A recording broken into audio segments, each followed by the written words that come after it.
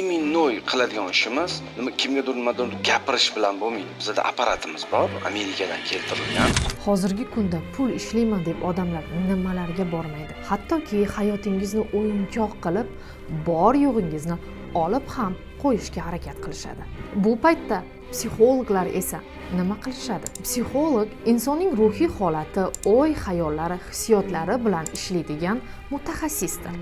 U sizga devonasan deb emas, balkim insonsan deb yondashadi. Psixolog siz uchun tinglovchi, yolg'onsiz gaplashadigan do'st, oyna, aksingizni ko'rish uchun va ba'zan qalb shifokoridir. Psixolog o'zi qanday bo'lishi kerak?